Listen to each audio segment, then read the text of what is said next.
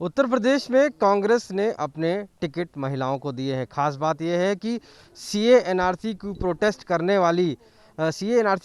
करने वाली उरूसा राणा, जो मशहूर शायर मुनव्वर राणा की बेटी हैं, उनको टिकट दिया है उन्नाव से और वो अब वहां से लड़ रही हैं। हम उनसे पूछते हैं कि आखिर जब उनको टिकट मिला है तो उरूसा जी, आपको कांग्रेस ने टिकट दिया है, आप सीए एनआरसी के प्रोटेस्ट को आगे लेकर आई थी, आप टिकट पाई हैं, कैसे कैसे देखती हैं पूरे?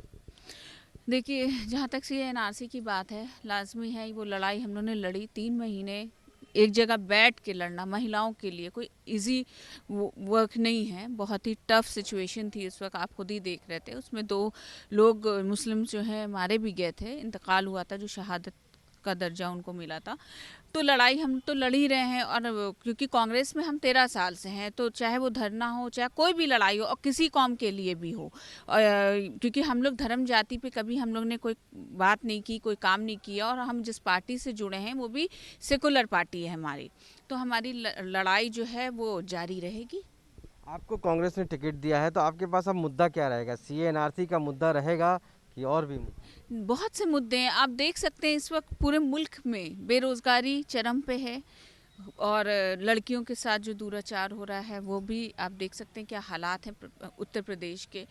महंगाई है ना, तो ये लड़ाई तो हमारी पार्टी लड़ रही है, और वही एक पार्टी है जो हर मुद्दे को उठा रही है। और रही सीएनआरसी की बात, तो देखिए उसमें भी आप देख सकते हैं, अखिलेश यादव कहते हैं कि मैं मुस्लिम फेस हूँ, मुस्लिम के साथ हैं, लेकिन वो मुस्लिम विरोधी हैं, मैं ये कहूँगी।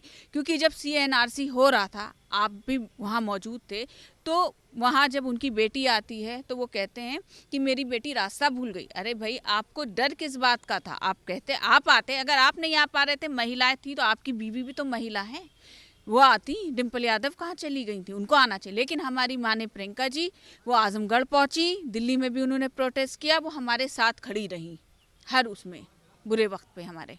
आपको क्यों लगता है कि मुस्लिम जो है आपको महिलाएं वोट दे करेंगी और सीएनआरसी का मुद्दा कहीं ना कहीं आपको जिताएगा? देखिए, हमने जैसे बताया, मेरा फोकस सिर्फ मुस्लिम पे नहीं है, क्योंकि अगर मुझे मुस्लिम ही फेस बनना होता तो मैं माइनॉरिटी चुनती, है ना। लेकिन मैंने महिला विंग चुनी, क्योंकि मेरा नज़रिया ये है, और जो मेरी तरबियत मेरे अब्बा जान ने दी है, वो ये दी है कि चाहे वो हिंदू हो चाहे मुसलमान हो, आपको सबको साथ में लेके चलना। और जिस मुल्क में हम रह रहे हैं वहाँ बहुत से धर्म हैं, और हम लोगों की एकता ही हमारी मिसाल है।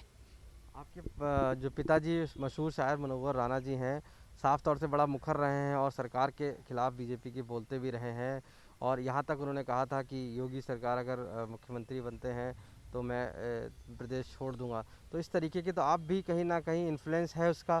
आपको लगता है कि वो कहाँ तक सही है? और क्योंकि आप कांग्रेस में हैं अब, तो कहीं लगता है कि पार्टी और वो कैसे कोऑर्डिनेशन?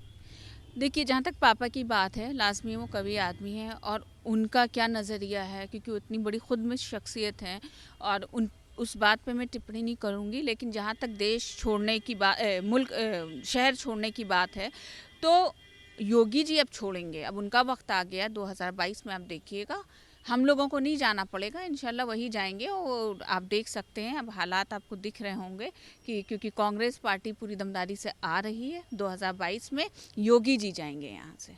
उन्नाव ही क्यों आपको टिकट मिला?